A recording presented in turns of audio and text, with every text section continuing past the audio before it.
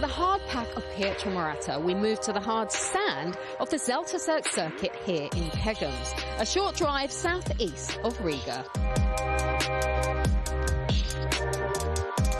Tim Gajser arrives in Latvia in control of the MXGP title chase, having won 4 out of 5 GPs so far this season, and also topped the podium in Latvia last year.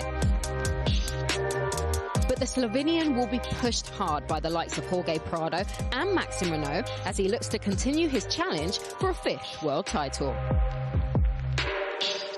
The first quarter of the 2022 FIM Motocross World Championship is already in the books. Now it's time to get down and dirty again at the MXGP of Latvia.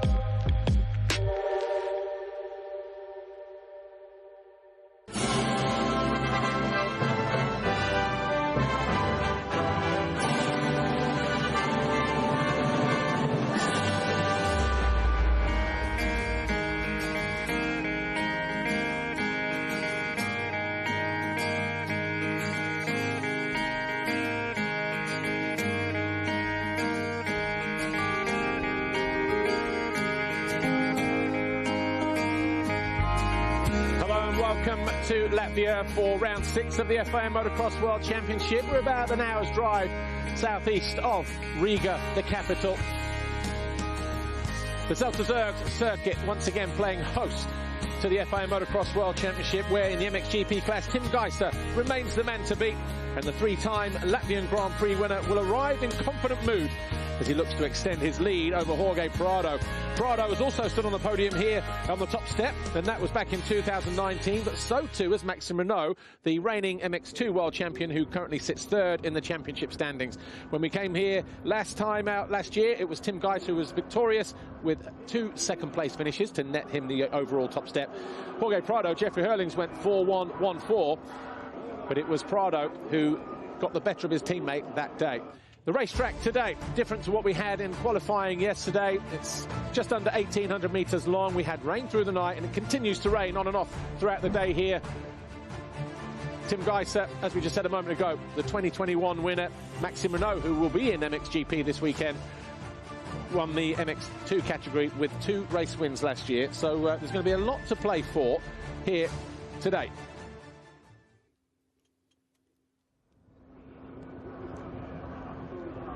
Fans getting ready to take their positions then in and around the racetrack. And talking of which, let's take a look behind the scenes at JM Honda Racing, because we caught up with them on Friday as they did their track walk. I've been too long out of the racing. It's been like 7 months before I was back. And just to be back on the paddock is nice. You know, 7 months without Monster though, 7 months. That's really hard. I was missing too much. I want to cry.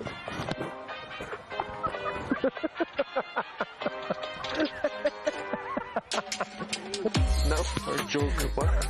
Joke. With my teammates, it's a lot of fun. I am well known as I am a little bit over-focused sometimes, so they both helping me with that. So I'm getting a bit more loosened up. You already lost all the money in poker last night. I think Peter is a really good guy, but sometimes he's too calm compared to me and Henry. And sometimes we go dinner, we do like a disaster because we are like this, we like to play. And he's always in the same spot, little bit sitting. I really enjoy the team, and we work good together, we also ride together, so it's nice combination. With Jackie it works really good. He understands the suspension and the whole bike, so we can adjust the bike really nice to me. And yeah, this is a big advantage. I think it was a quite big step this winter. Then I had a small injury at the end of last year, which needed operation just 2 weeks before Metally. I think the progress still needs to show in results.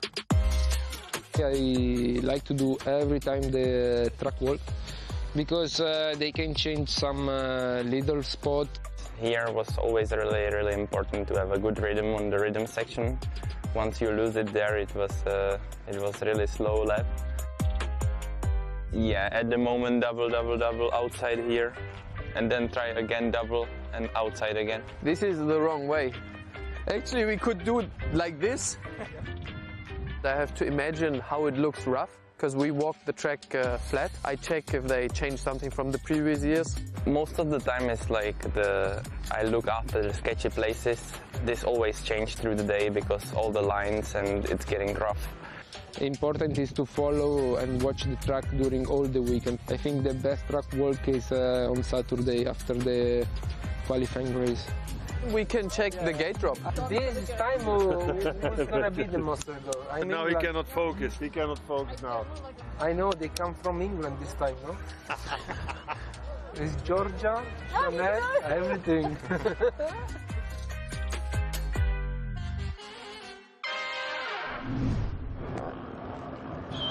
A relaxed JM Honda Racing team ahead of the Grand Prix. That was on Friday, of course, on their track walk. Great to see personalities like Henry Jacobi and Ivo Monticelli.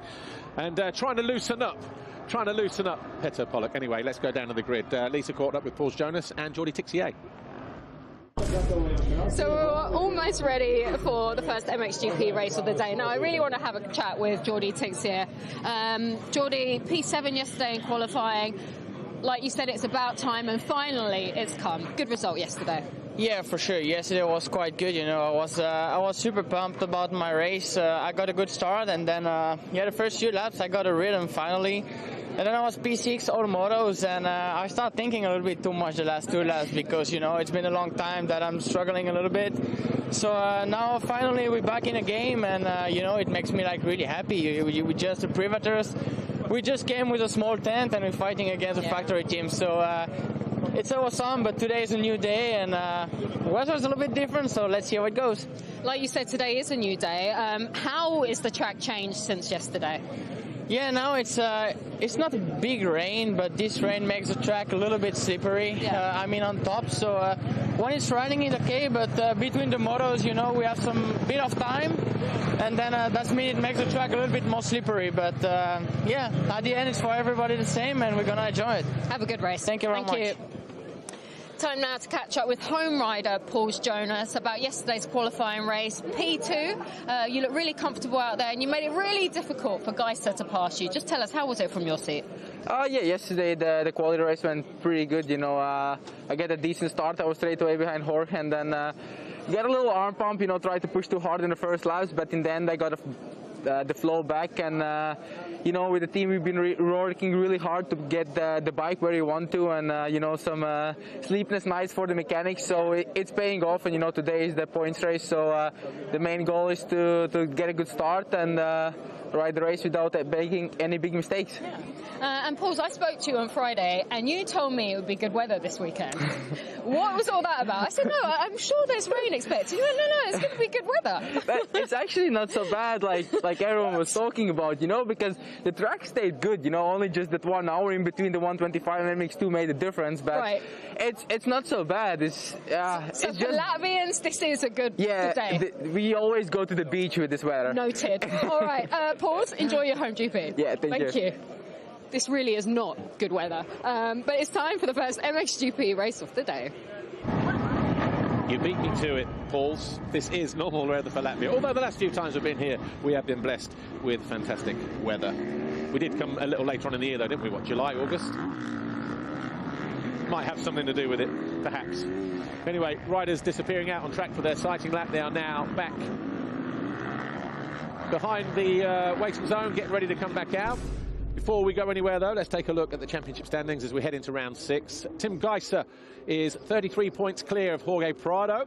Maxim Renault 19 points further back in third. Jeremy Seewer is 24 behind his teammate, and sandwiched between his other teammate, Glenn Koldenoff, who sits 19 points further back in fifth. Then we've got Bogas, Van Horebeke, Fernandez, Ferrato and Jed Beaton. Beaton not here this weekend, nor to AJ, Lupino, Tom Cock, Lapucci and Jorge Zaragoza. Take a look at what happened in the MXGP qualifying race yesterday, shall we? The gate dropped. Jorge Prado wasting no time, getting to the inside. Tim Gajser right there as well. So too Paul Jonas, emerging in second position. See how those braking bumps were right at the end of the day, going into turn 2. Paul Jonas moving his way into that second position early on.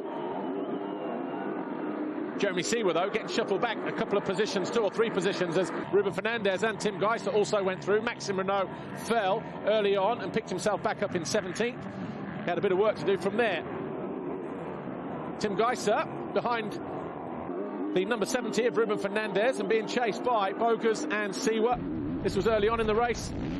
Tigra eventually got the better of Fernandez. Had to go outside, inside, outside to make this pass happen. That was on lap 5. Then he had his eyes set on the number 41 of Paul Jonas on the standing construct Husqvarna. Tried on several occasions as well to find his way past the homeboy. This was Ruben Fernandez just making a mess of the final chicane. Face planted a hay bale, dropped down to 9th, eventually emerged over the line 6th by the time the checkered flag was done and dusted. Gajser, the second time he tried to find his way past, he ended up going bog hopping. Bit of breathing space for Jonas on that occasion. And then when he tried again, he just caught this tough block here and thought, you know what, a few laps to go, let's just bring it home. Castelli wasn't happy, was he? Around the outside of Jordi Tixier was Ruben Fernandez as he moved himself into that 6th place. Jordi Tixier coming home in a season's best 7th.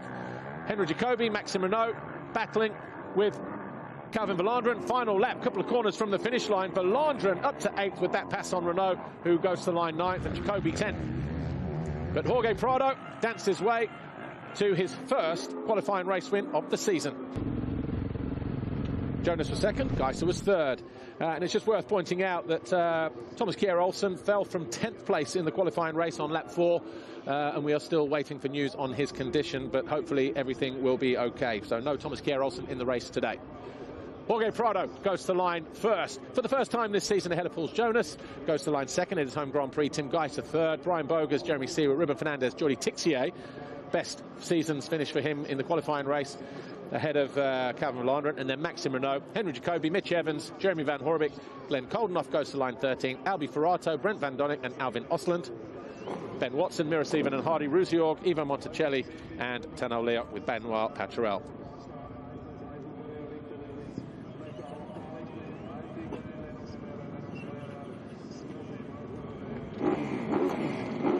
Jorge Prado, Red Bull Gas Factory Racing lines up 1st, no doubt, on the inside gate, right over on the right-hand side. Nice retro goggle strap there as well.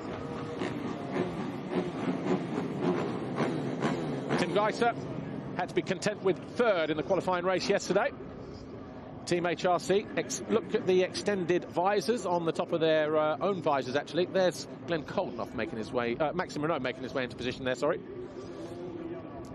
Too many 5s and 9s. 41, Paul Jonas, 2nd to the line for the standing construct Husqvarna rider. Has had a pole position so far this year as well. And his teammate, Brian Bogus, just having his pre-race meditation ritual. Jeremy Seawer goes to line 5th ahead of Ruben Fernandez and Jordi Tixier. Here is Ruben Fernandez. Good charge back after he fell from 3rd down to 9th to get himself back to 6th on that sort of final lap or 2. Jeremy Seawer got shuffled back pretty quickly to 6th after a good start. He eventually came home in 5th place.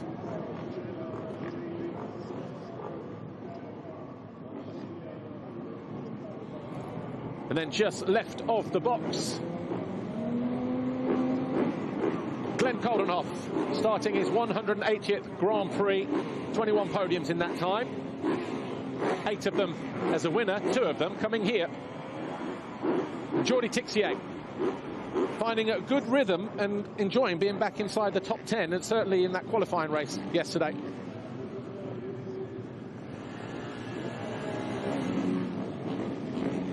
The Fly Racing 15-second board up for the first time today then. MXGP. Race 1, 30 minutes plus 2 laps. Who will it be that grabs that all-important foxhole shot here in this first MXGP race? Eyes over to the left-hand side as we look down the gate. Jorge Prado gives himself a bit of time, and there's elbows between him and Gajser. Jonas creeps around the inside, but it's Prado who crosses the line for the 6th time. And foxhole shot number 106, would you believe? Get through the first couple of corners. Gajser there in 2nd, Jonas in 3rd. Exactly what the fans want, exactly what he wants. Fernandez in 4th place. Renault in 5th. His teammate Seaver alongside him in 6th.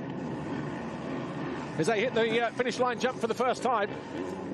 Renault 6th, Watson 7th, Ferrato 8th, Valandren 9. Bogas alongside him. And then Van Hoorbeek and Koldenhoff in there as well.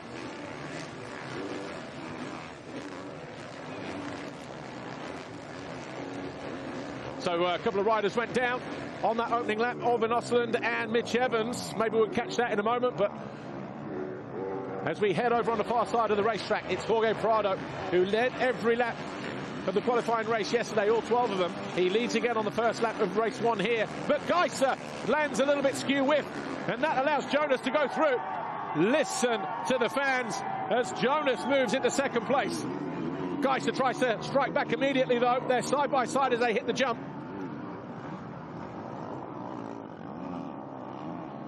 Gajser will try to line him up at the end of the wave section here, but the back end dances around. It's not the first time we've seen him have problems through the waves over the years. And it was all over it like yesterday as well. Anyway, Fernandez there in 4th place. Seaver in 5th position. Ferrato up to 6th. Valandren 7th. Renault is down to 8th. Koldenhoff up to 9th, bringing Bogas with him. Ben Watson is in 11th position.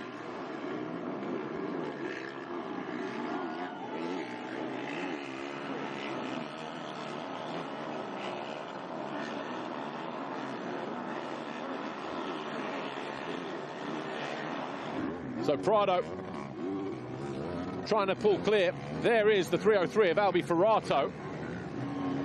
Maxime Renault just behind him. But Fernandez, wide line as he goes past pit lane. Got Seaver breathing down his neck. All these riders locked together, of course, at the end of the first lap.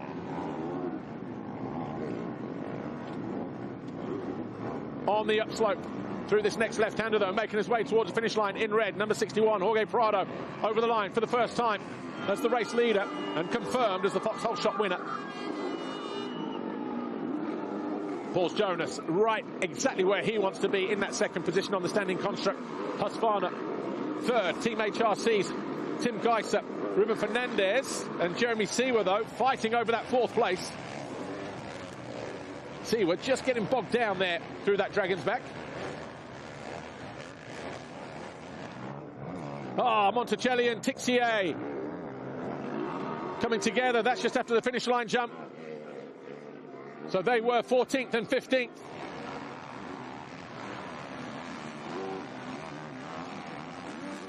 Meanwhile, Ferrato doing his best to keep Renault at bay as Evans goes out, picks himself back up, rejoins the race, but he's out of the points at the moment.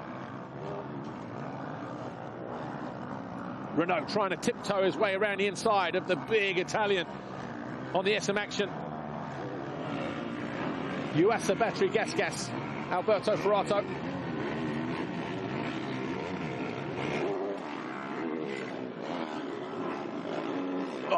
Bounces off the berm. Under pressure here from Maxime Renault.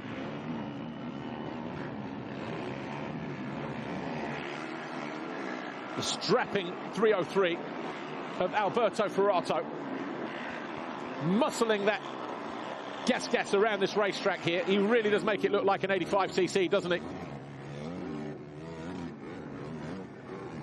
Good to see him up there, though, in a top 10 position. Renault just a little bit out of shape there, though. That allows Koldenhoff to close in on him. And Koldenhoff makes the move.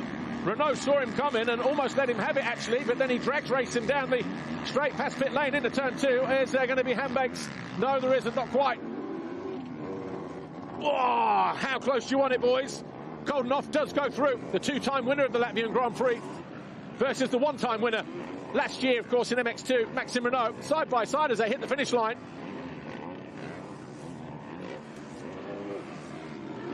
Goes around the outside, tries to pull back. That's perked him up a bit. Just looked a little bit uncomfortable, sat behind Ferrato. All of a sudden, he said, you know what? It's go time here. Watch this. Drag race down past pit lane. Tried to move across. Closed down the door. But Koldenhoff was right there at the inside, where it mattered, at the end of the straight. Koldenhoff, in the qualifying race yesterday, in 13th, a bent gear lever. He collided when Calvin Vlaanderen went down, caught his bike somehow and completely bent the gear lever right round. Couldn't change gear, he was stuck in third. But obviously looking pretty ambitious at the moment. Fired up, wants to get to the front of the field as quickly as possible. Ferrato, though, will try to make his life a little bit more miserable as the Italian closes in on the other of the Montreal's Yamahas, Jeremy Seewer, in that 5th place. You know what, there's a lot of nervous-looking bikes out there, and I just wonder whether that's a condition. It's been raining, there's hard bumps there, it's slick. Front ends are just reacting, back ends are reacting. Difficult to set the bike up for today's racetrack, that's for sure. Gajser just about gets over the double jump as he goes after the 41 here. Paul Jonas. Fernandez right there in 4th. Seewer 5th. Ferrato 6th.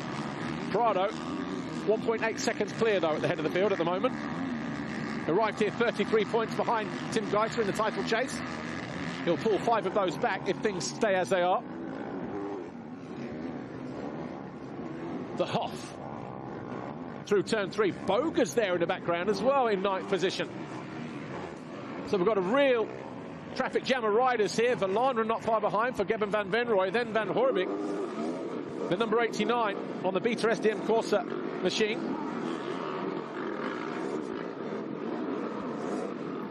Renault trying to go back up to Koldenhoff, who in turn trying to lock onto the rear wheel of Alberto Ferrato. That Dragon's back is becoming a little bit gnarly, isn't it? Some holes really starting to appear there now.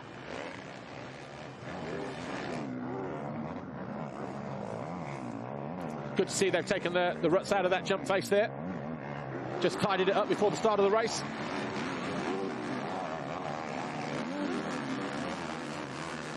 Some riders in this sand, you know, they will jump longer than others just to land on the bumps the other side, rather than just land on the downside like everybody else is doing. So you'll see them get height and distance in order to achieve that. Koldenhoff still got his hands full, as Renault still prefers that tight inside line. But then he just gets a little bit squirrely on the exit of the turn, hands the advantage back to his teammate.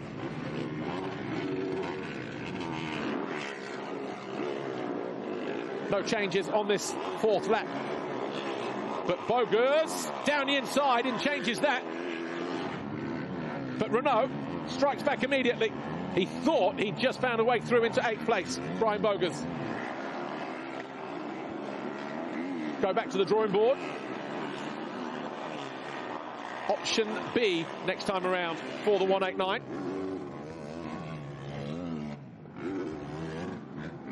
There is Boger's. Great to see him on the podium in Portugal, 3rd overall. He followed up with a 6th overall in Trentino. Probably wasn't the easiest place to pass this year, but he is in a good place in the championship. 6th overall at the moment, 15 behind Koldenhoff. So no wonder he wants to try and find his way past Maxime Renault, because that gives him an option then to go after the 259 and take some points out of him in his own championship battle. Fastest lap of the race for Jeremy Seewer, 2:09.3. We're talking tenths of a second in it.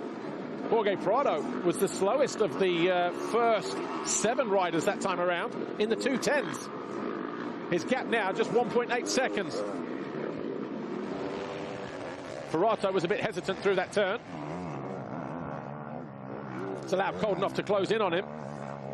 And Gajser closing in on Paul Jonas. Fans on their feet. They would love to see the former race winner around here be on the podium at the very least. And if he could win the Grand Prix, that's something he's never done at home. that is definitely on his bucket list.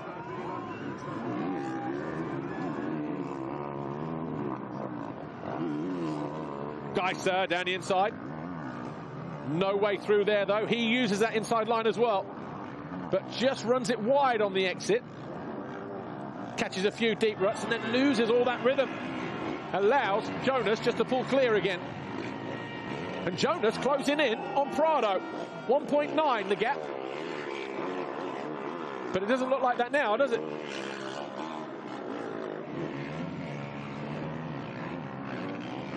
The top three, all of a sudden, are going to be locked together with not a lot between them. And there's Fernandez, so the fourth rider. They were only 5 seconds apart when they hit the line at the end of lap 4. We are on lap 5. Jorge Prado doing everything right at the moment. Former Grand Prix winner around this racetrack, of course, Jorge Prado, back in 2019.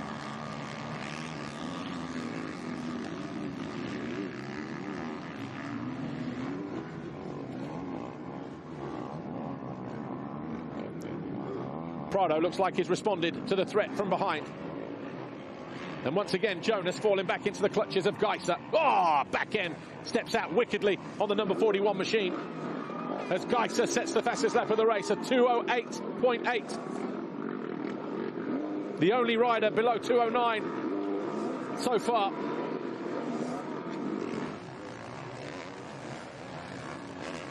Verlanderen in for goggles in the goggle lane. So Verlanderen then loses a few positions. He was in 10th place, so Van Horebeke, Jacoby Watson and Van Donnick all go by him.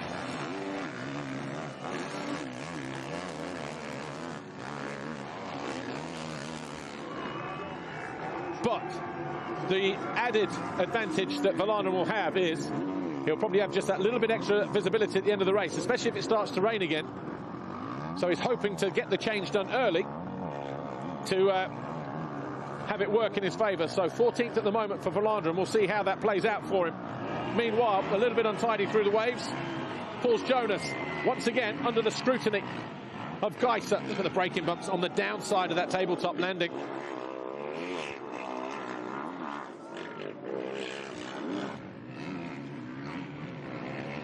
First three were separated by 2.6 seconds at the end of lap 5. Prado, Jonas and Gajser. 5 seconds between them and Fernandez. Fernandez just there, though.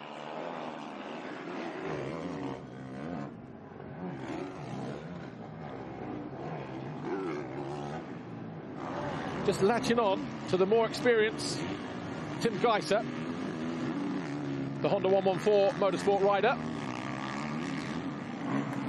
Focus and flow. That's the message to PJ. 13 mins and best lap for Gajser. Yeah, get in and out of there early. Look at the smoother line. Missing out those braking bumps on the approach to the Liqui Moly. A little bit of a heavy landing there, just catching Gajser off guard. 2.3 seconds now. Prado, and Gajser has had another moment. Left foot off the foot peg as he came into land. A little bit reminiscent. Watch this here. Just comes into land, and then, yeah, just got unseated. There's a bump just the other side of the crest there. Just catching him off guard. Gajser, very lucky to stay up. Meanwhile, Brent Van Donnick has found his way into 12th. He's merged past Watson as Verlanderen's goggle change goes from bad to worse. Was in 14th. This is after the finish line. He tries to go around the outside, and then just, that's what I mean. Look how hard and slick it is underneath. No traction whatsoever for Verlanderen. Manages to stay in 14th place, though. Hello.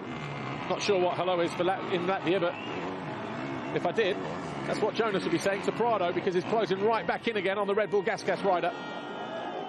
And the fans can sense it as well. Really getting behind their former MX2 world champion. Wow, tell you what, bikes are nervous, aren't they, today?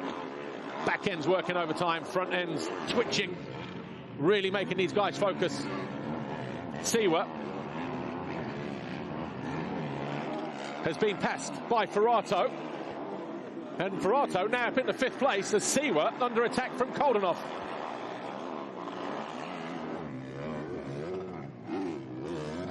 Good ride this from the mountain, the man mountain that is Ferrato.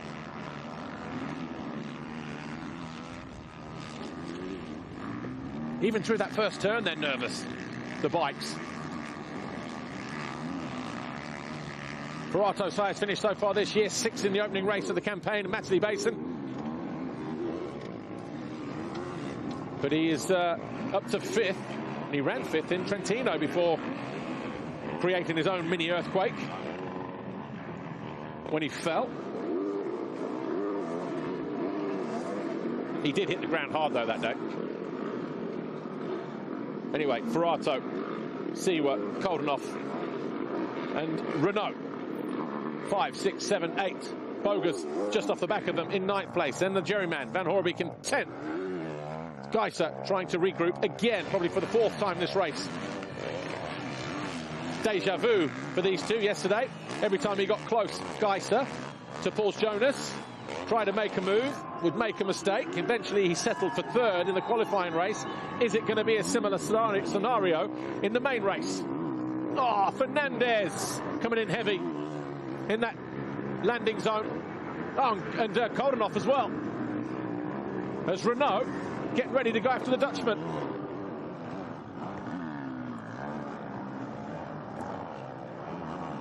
Tries to cut to the inside again. He's got good drive. Has Renault. He's going to be on the best line at the end of the straight, but I thought Koldenhoff was going to close him down to the outside there, but he didn't. So close, you could throw a blanket over the 3 Monster Energy Yamahas as 2 of them almost go down. Almost ran into the back of the other one. Renault on Koldenhoff.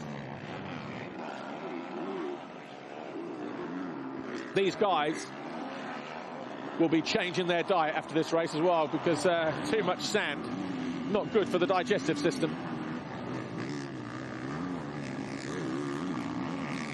Again, Prado coming under attack now from Jonas. 8/10 at the last split.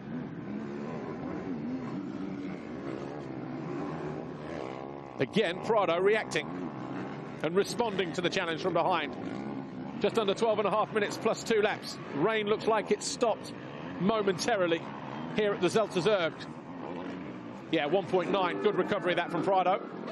Leaving Jonas to deal with the threat of Gajser once again. The 2.43 in red for Team HRC. These two, 2nd and 3rd. Back end just not behaving, I should say, on that machine of Gajser's there. Got on the gas, stepped out of line, had to pull the clutch to stop it going anywhere else. Heavy landing there, though.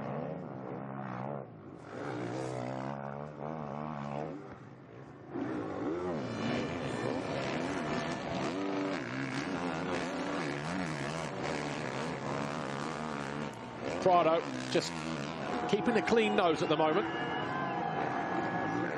Good ride this from PJ though. Paul Jonas missed the first round at Matterley Basin, wasn't quite ready.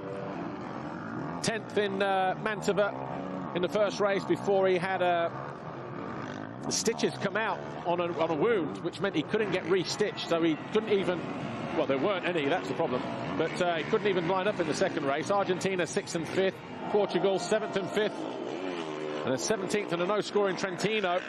Comes back home to Latvia and he's all over the back of the race leader, going after a race win. Stays out of the braking bumps, unlike Prado, who just ran into a whole load of them into that left-hander a moment ago.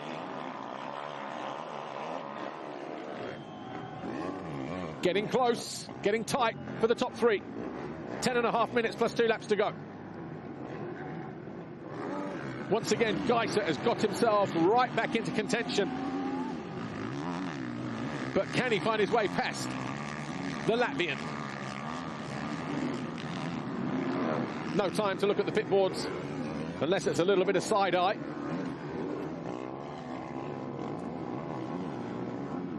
Again, slight mistake there for Gajser. Cost him a little bit of time. 10 minutes to go. Jacoby is past Van Hoorbeek, moves up into 10th place for JM Honda Racing.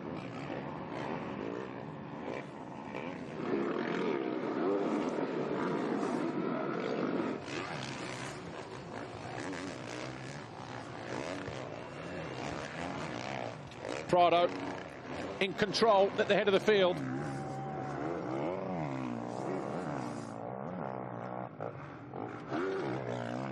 Has 4 race wins around this circuit. That's Jorge Prado, 36 Grand Prix winner.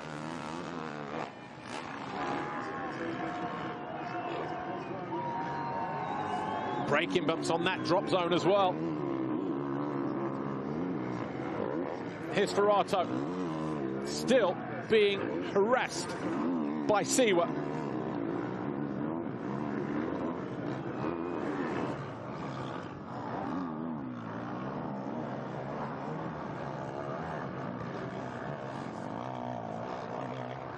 The SM Action Racing Team US, battery gas rider, still.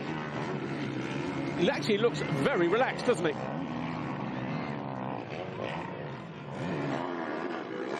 Jonas, though, can't afford to relax. Prado just looked like he climbed the edge of the bank there. It'll be the first time he saw that bank. Remember him and Cairoli last year, folks? Oh, back end, destroying the berm as well. Another let-off for the 61 of Prado.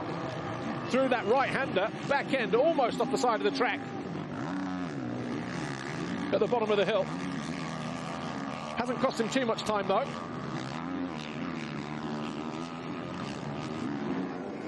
Still see the remnants of the rain just on the exit of that turn. Water laying down by the side of the track. So given the rain that we've had, track conditions not too bad at all. Starting to get a little bit deeper, loamier, heavier. Still a hard base underneath in some places, though. Riders need to be mindful of that. Hard edge ruts on the inside there rather than deep, loamy berms. The gap still 1.8 between Prado and Jonas as they continue to occupy first and second. Gajser there in blue and yellow, just behind them. Still jumping long into that dip, top of the hill. Less than 3 seconds between the top 3 riders at the end of 10 laps.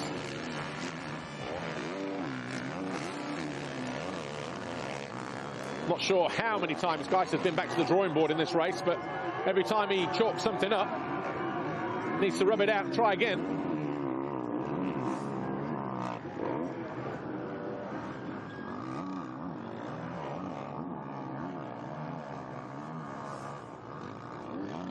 Through the waves. Prado has ridden an immaculate race so far, leaving these two to fend each other off.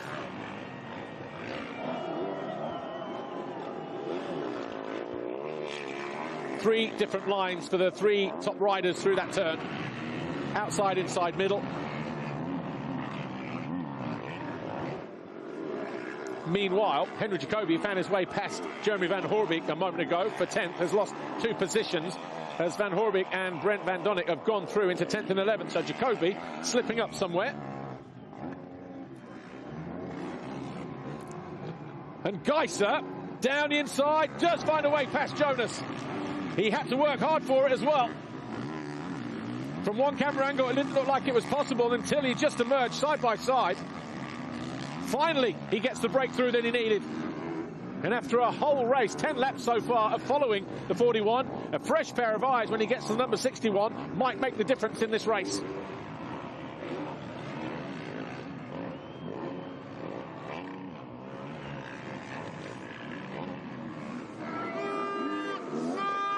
So Tim Gajser sets the fastest lap of the race in the process, a 2:08.026. The gap between him and Prado, 1.7 seconds. Jonas now in third. Then we've still got Fernandez, Ferrato, Siwa, Koldenhoff and Renault, the 3 Yamahas there. And then just behind them, Brian Bogers and Van Hoorbeek back up to 10th, Jacoby down to 11th, Van Donnick 12th.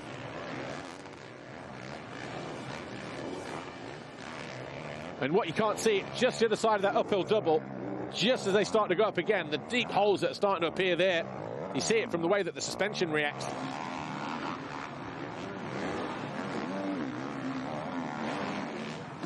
First split, Prado takes a 10th. Sorry, Gajser takes a 10th out of Prado. Oh, Fernandez looking down at the right-hand side there.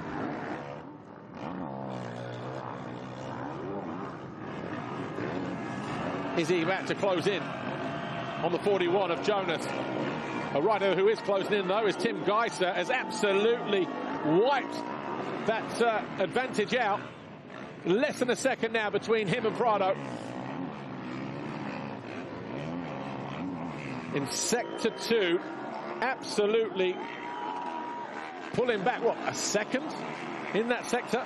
1.7 seconds, so there must have been a mistake at the entry to the waves for Prado to allow Gajser to make it happen. And again, he gets alongside, but chooses not to jump the outside. Gets up the inside here. It's going to be the last of the late breakers. Prado reads it. They touch wheels. Prado tries to respond immediately. Gajser, the new leader. A fresh pair of eyes. Work to treat.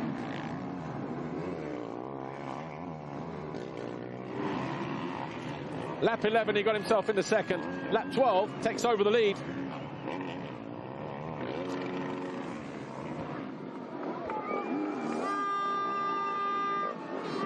So this is how he did it. Tim Gajser round the outside, then cuts to the inside. This is a view from pit lane. This is what the mechanics would have seen. Just hits the brakes, controls it nicely, gets on the gas. So too did Prado. But the momentum was with Gajser, and he was in the perfect place at the end of the straight as well. Can he wake up, though, and go back after the 2:43 and throw something at the Slovenian in the latter stages? 3 minutes to go, plus 2 laps. Still only 1.5 seconds. Actually, 2.4 seconds between the first 3 riders. But Jonas is coming back for more. Ferrato, you can't knock his work ethic in this race. And he's pulled clear of the Monster Energy boys. There they are in the opposite direction. And he can still see these guys. Only 7 seconds off the lead, you know. 2.7 off of Fernandez. And all of a sudden, Prado under attack from Jonas. So the Latvian may still find his way into second position.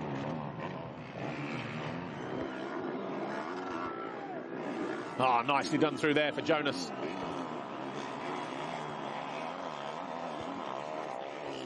Great crowd support here for PJ. All 3 of these riders, world champions.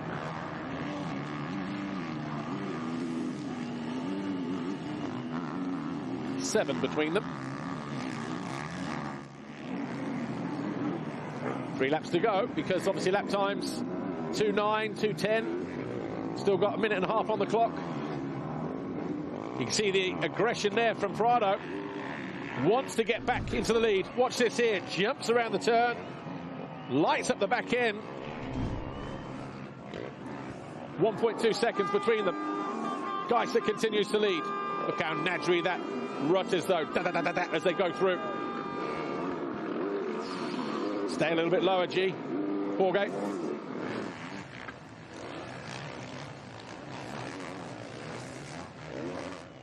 Looked like the front end was just about to go through. Oh. Good responses from Gajser.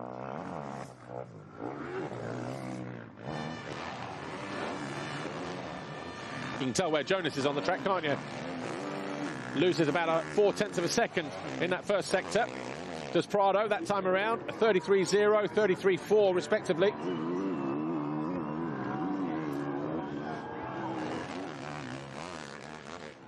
Right, here are the boys in blue. Siwa in 6th. Koldenhoff 7th. Still hasn't been able to find his way past his Swiss teammate. Oh, back end a little bit loose there. That might be the advantage that Koldenhoff needs, and he does. He gets alongside, finds his way through. Koldenhoff now up into 6th place.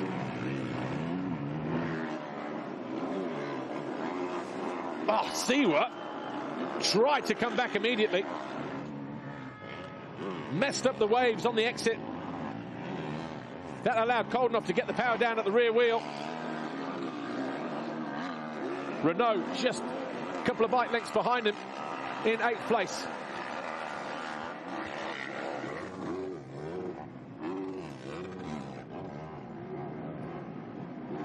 Lighten at the back end on the exit of that turn as well. Siwa, who's untidy again. Now under threat from his other teammate, the 959 of Maxim. So Renault just starting to gain a little bit of ground on Siwa.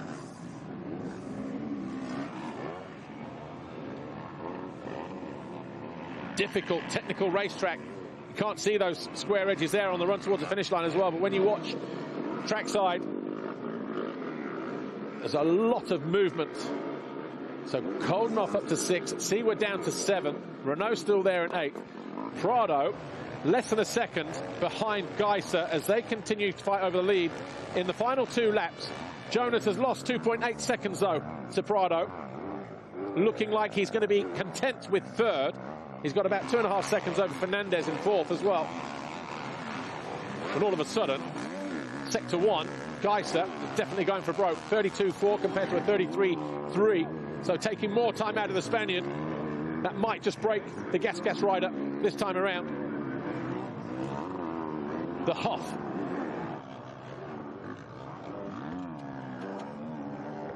Going after Ferrato. Running out of time though.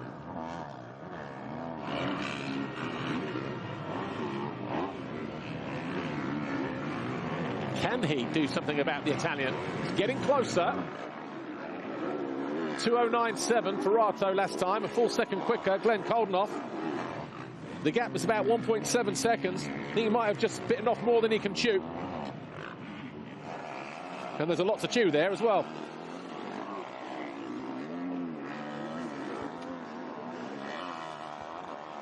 And Renault has found his way past Siwa, so Renault up to 7th place. Yeah, we saw it too, Louis.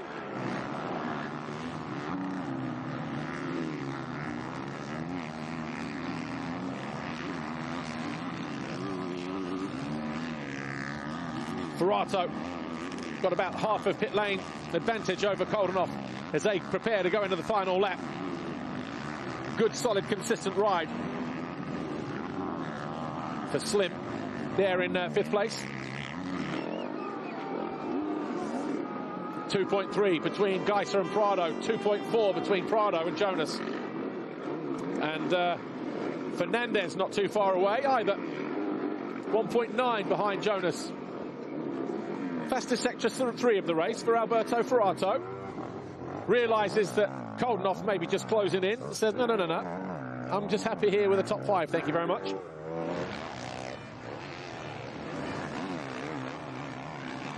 And Ferrato on course for a top 5 for the first time in MXGP.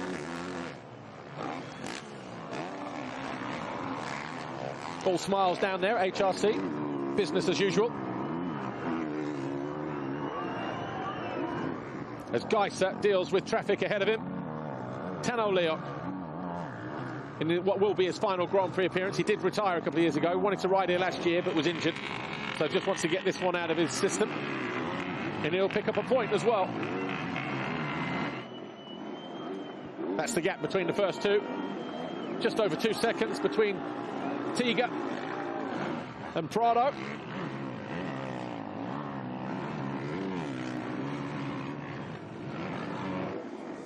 Two passes in 2 laps. Saw Gajser go from 3rd to 1st. Found his way past Jonas, and then on lap 12, Jorge Prado.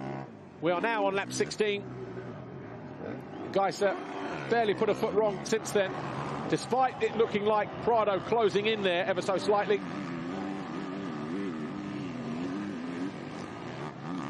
This one now is Gajser's to lose.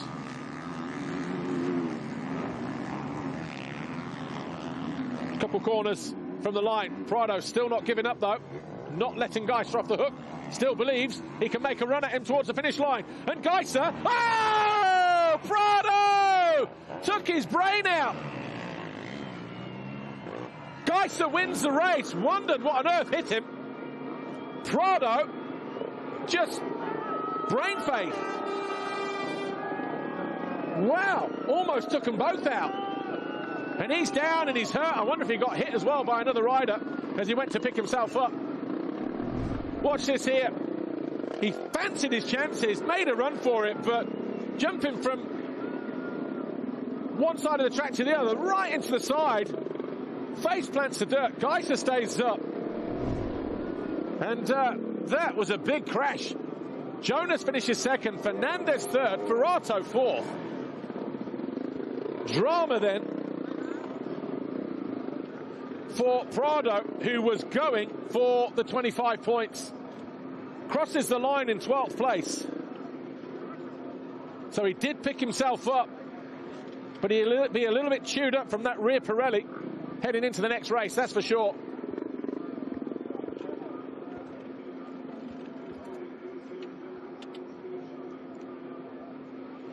Gajser was just enjoying a cruise to the finish line there, and then all of a sudden, from out of nowhere, gets landed on. Teufenthal, anyone? Tears that day. Anyway, Lisa should be down in the waiting zone in a moment to speak to Tim Gajser. I wonder what he felt as he hit that final jump when there was a gas parked on his left shoulder. Couldn't have been too pleasant. Anyway, here is Lisa with our race winner, Tim Gajser, and the Team HRC rider who will extend his championship lead over Jorge Prado. His 7th race win of the season now for the Slovenian.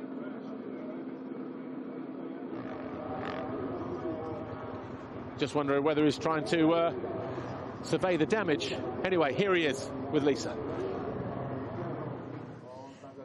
Tim Gajser, another race win for you. It did look like you were cruising to the finish line, and then right at the last minute you had the gas right on your back wheel. I guess you're a bit confused at the moment, but look, you won the race. Yeah, exactly. I mean, I was really enjoying, you know, I didn't want to push too early in the race. I was just following the guys in front of me. Then around half a race, I decided to pass them, and I managed to do that, and then take a lead, make a little gap, and then was like, I made a couple of mistakes on the last couple of laps, so Jorge came back, and then, just like the last jump, he jumped on me. I don't know what he was thinking, but anyway, quite happy. Good luck for the second race. Thanks, Tim.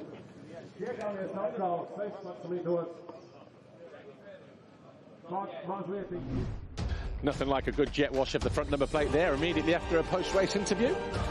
So he gave up on it in the end. Tim Gajser, though, picks up 25 points. This was the moment he found his way past Jorge Prado on lap 12 to take over the lead. Made a couple of mistakes towards the end, he said, but he still had a bit of a gap. But Prado just fancied his chances. And then as he came in to land from one side of the track to the other, just misjudged it. But you know what? Gajser takes the 25 points, extends that championship lead as well by a huge margin now. Official confirmation of MXGP Race 1.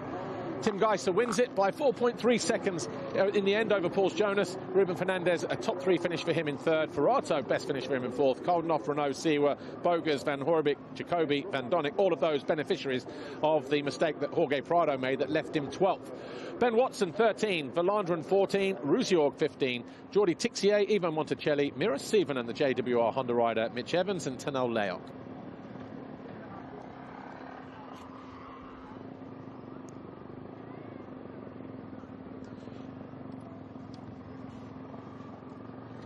A little bit of calm out there on the racetrack. So as things settle down over there and we take our breath, let's just have a recap as to what happened in that first race.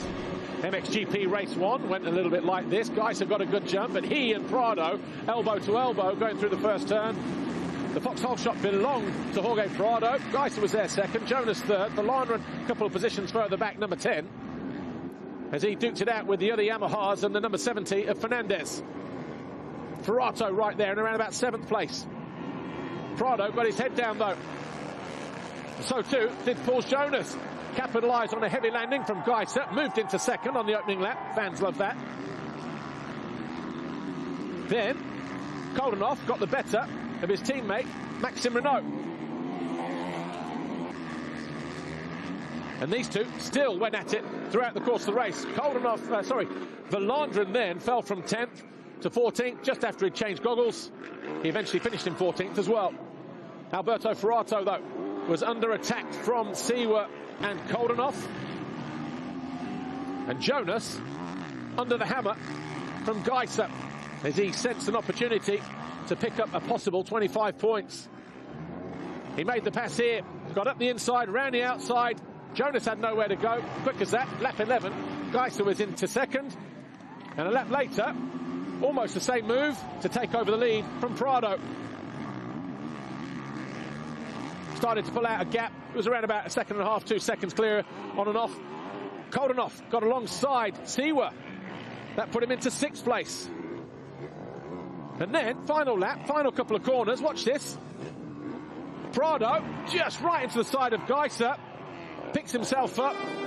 They couldn't believe it. We couldn't believe it. And I bet he couldn't either. But he took the 25 points in race 1, did Tim Gajser. Jonas 2nd, Fernandez 3rd. And anyway, foxhole shot happened right at the start of the race. And I wonder if our man will show up for it this time around.